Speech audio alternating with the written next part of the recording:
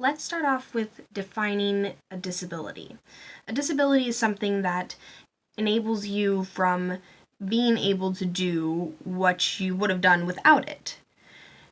Deafness is not that. Deafness can open you up. However, with that in mind, let's think about this.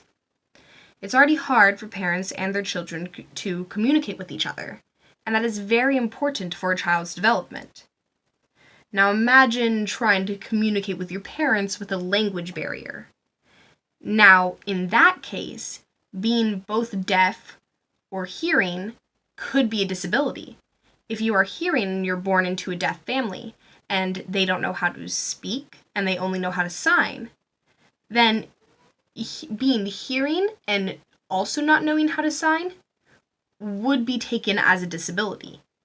But if you are deaf and born into a hearing family and you're not able to communicate with them and they don't know any sign, then that's taken as a disability. It would be hard for deaf parents to connect to their child with a cochlear implant because doctors advise against using sign with a cochlear implant. However, with hearing parents, then it would be easier for them to communicate with someone with a cochlear implant rather than a deaf child who they'd have no way to communicate if they did not already know sign, and they wanted to form that connection early on.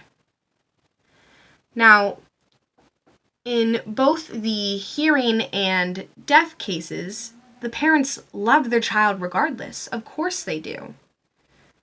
However, that is why they want to communicate with them, and they want that communication to be as easy and as smooth as possible. An example of this would be the two families in the film Sound and Fury. One hearing and one deaf. In this film, there was the argument of stealing a deaf child's birthright from the deaf culture. However, they never mention all children's rights to open and easy communication with their family members. I would argue that a home connection is much more important than a connection to a culture or what one would view as a birthright. For that reason, I believe that cochlear implants should be used when it is best for the child and the family, whether you are deaf or hearing.